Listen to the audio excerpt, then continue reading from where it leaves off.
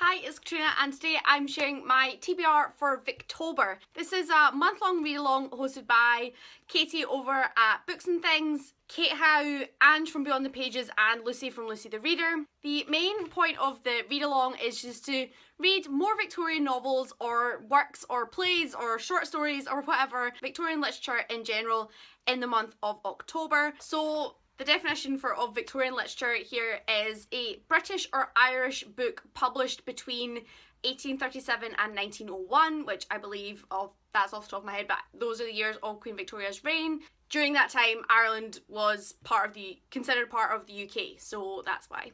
Irish authors as well.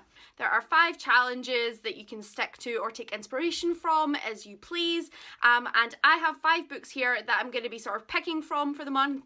I'm not sure if I'm going to get to all of them because obviously classics, Victorian literature take me slightly longer to get through just because the language is relatively dense compared to what we're used to.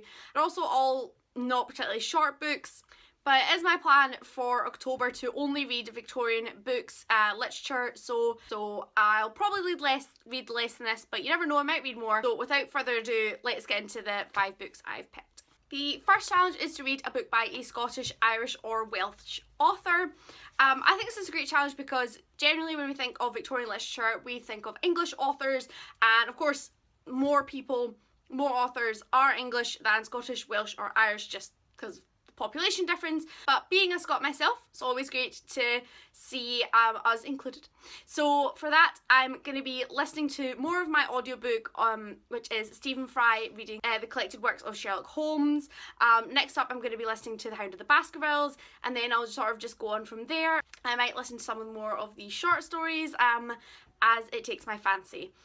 Sir Arthur Conan Doyle, the author of the Sherlock Holmes series, is from Edinburgh, which I think a lot of people don't realise because Sherlock Holmes is so synonymous with London. A lot of the Sherlock Holmes original stories are set in London or relatively close to London, but he is a Scottish author, so I will be listening to that. The next one I'm cheating slightly on, and the challenge is to read a lesser known Victorian novel, and the guideline they put for that is less than 12,000 ratings on Goodreads. For this one I'm picking Lorna Doone by R.D. Blackmore. This has over 12,000 but less than 13,000 ratings on Goodreads, so I think it's close enough. This is actually historical fiction but written in the Victorian era, but it is set in the 17th century. I actually don't know a huge amount about this book, but I believe it's very, very dramatic. I believe it's very romance heavy, and that kind of highly romanticised love as well, very dramatic. And yeah, that's all I know. And my granny and grandpa constantly tell me I need to read this book, so I'm excited to do that in October. The next challenge is to read a Victorian book with supernatural elements, and for that I've picked one that I've already wanted to read again by the end of the year, and that is Wuthering Heights by Emily Bronte. This has quite a lot of supernatural elements in it in one interpretation. There's a few sort of ghost characters or dead characters sort of haunting the living.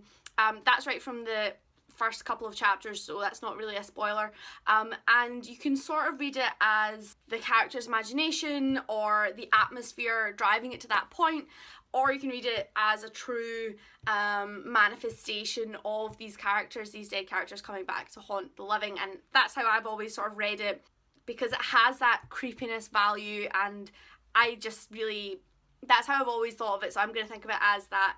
Count it for this challenge. Wuthering Heights is my all-time favourite book. It is the story of our doomed lovers Heathcliff and Cathy, and then their descendants also.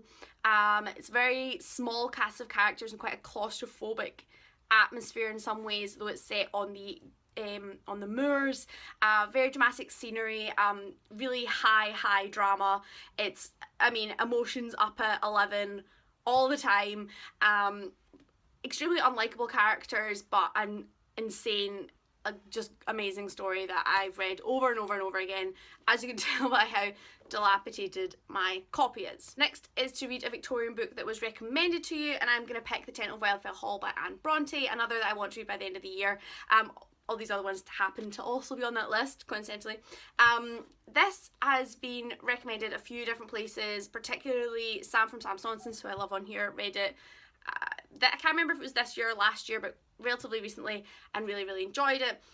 When I picked this up on the bookshop, the cashier said to me, "You'll love this, it's so good."